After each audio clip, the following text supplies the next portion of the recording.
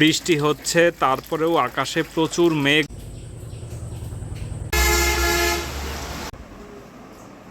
Hello everyone, আমি একজন উদ্যোক্তা আর আমার উদ্যোগের অন্যতম একটি পণ্য হচ্ছে মধু। আজকে সকালবেলা আমি নিজেই যাচ্ছিলাম গ্রাহকের হাতে মধু পৌঁছে দেওয়ার জন্য, কিন্তু এই যে আকাশের মুখ ভার, বৃষ্টি পড়ছে তো পড়ছেই, কখনো টিপ টিপ করে আবার কখনো ঝমঝমিয়ে। বাসে 17 কিলোমিটার পাড়ি দিয়ে আমি গন্তব্যে পৌঁছলাম। আমি যাকে পার্সেলটা দেব সেও অন্য এক জায়গায় বৃষ্টিতে আটকা পড়েছে। এই গ্রাহক হচ্ছে আমার কলেজ জীবনের সহপাঠী ও বন্ধু। ওর কথা মতো পার্সেলটা একটা দোকানে রাখলাম, কিন্তু ওর সাথে আমার দেখা হলো না বৃষ্টির কারণে। বাস স্ট্যান্ডের টং দোকানে কলা, বিস্কুট, চা, পান সব অপেক্ষা করছে, কিন্তু কোনো কাস্টমার নেই। বৃষ্টির কারণে চারিদিক শুনশান। আমি আমার আরেক বন্ধুর সাথে ফোনে যোগাযোগ করে ওর সাথে দেখা করলাম। ও আমাকে ওর বাসায় নিয়ে গেল, তারপর অনেক কিছু দিয়ে আপ্যায়ন করলো। আমের মৌসুমে আম সামনে আসলে আর না করতে পারি না, টপাটপ খেয়ে নিলাম। আরো খেলাম চানাচুর দিয়ে মুড়ি মাখা, বৌদির হাতের ডিম ভাজা আর বাড়ির গাছের মদনা কলা। দারুণ খানিকটা সময়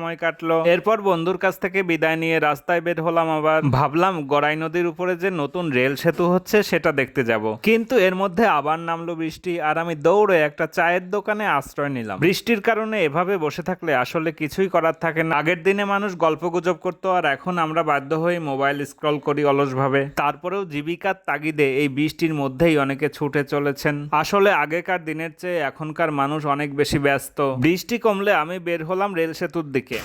বৃষ্টি ঝরছে, তারপরেও আকাশ কালো হয়ে আছে, মনে হয় অনেক জোরে বৃষ্টি আসবে। লোকজন বলাবলি করছে যে এবার যদি বৃষ্টি আসে তাহলে পুরো এলাকা তলিয়ে যাবে। এর মধ্যে আমি এসেছি এই রেল সেতুর কাজ দেখতে। রেল সেতুর কাজ এদিক দিয়ে অনেকটাই এগিয়ে গেছে, দেখতে পাচ্ছেন।